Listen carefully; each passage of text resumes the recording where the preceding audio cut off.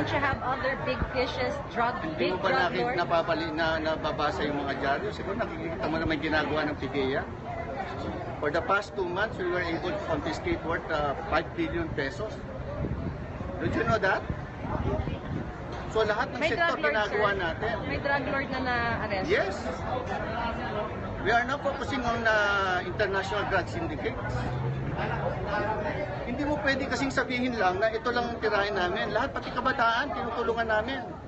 In fact, nagkakanta kami ng Sakit Batang Solvent. Are you angry with me? No. I'm asking a question.